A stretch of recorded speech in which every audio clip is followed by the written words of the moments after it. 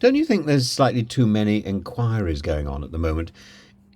Indeed, frankly, this sort of inquiry culture in Whitehall has reached Kafkaesque levels of absurdity where inquiries, that's the inquiry with an I, which is a formal judicial process, and inquiries, that's the inquiry with an E, which is an informal fact-finding exercise. I might make inquiries about, I don't know, anything really. It's not very formal. They're blurred into a single ineffective mechanism for delay, for obfuscation, for deflection. And these things were once intended as tools of accountability. They're now extravagantly costly theatre pieces designed to waste time, to shift blame, to pacify public outrage, to delay. Take the COVID-19 inquiry, projected to cost a staggering £208 million. For what? It's set to drag on until at least 2026. How many more times are we going to see Matt Hancock wheeled out to say, "It's so long ago I don't remember"? Contrast this with Sweden, which managed to conduct and conclude its own COVID review by February 2022. While the Swedes were wrapping up their efficient analysis, our civil servants were still agreeing on the terms of reference. By the time we hear anything useful, collective memory will have completely faded, and those responsible will have either retired or secured lucrative boardroom appointments, sinecures, for doing nothing. Well, they didn't do much anyway. The performances within these inquiries are another issue. Matt Hancock's appearance was a masterclass in political deflection and selective amnesia. Don't remember. His testimony oscillated between vague recollections and hollow self-justification, such as his claim that the NHS wasn't overwhelmed during the pandemic. This despite the mountain of evidence to the contrary.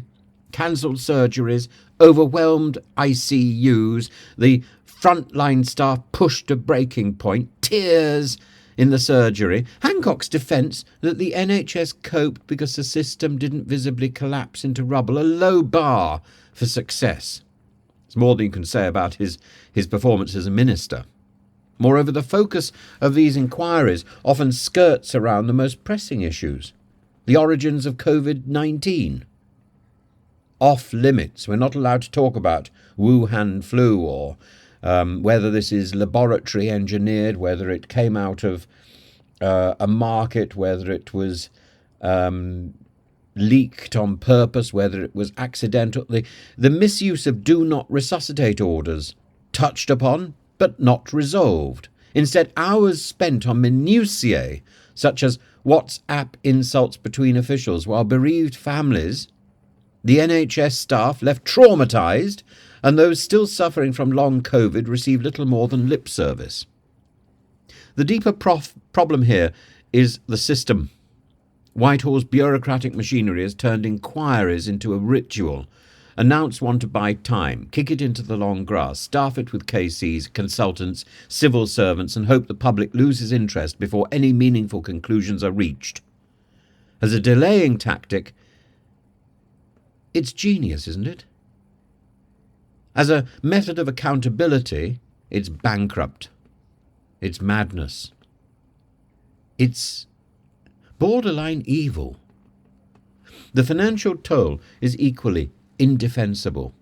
In a nation grappling with an NH funding crisis, where cancer patients wait months for treatment and staff shortages undermine basic care, these inquiries siphon off resources that could have been spent on actual reform.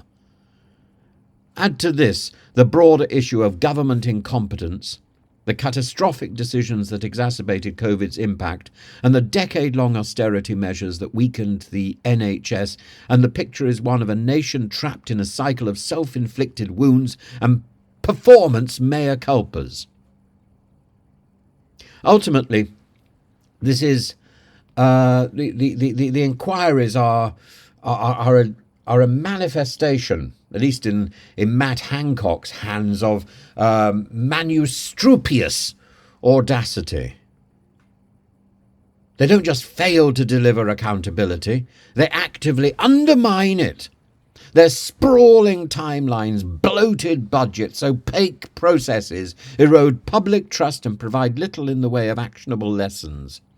Instead of funding endless inquiries, perhaps we should invest in fixing the systems that failed so catastrophically in the first place. But then again, fixing problems doesn't seem to be the British government's strong suit. Either the last British government or this one. Whitewash, on the other hand, is a well-practiced art. It's as if we're all learning something from Tom Sawyer. I think it's time that Whitehall grew up and stopped whitewashing.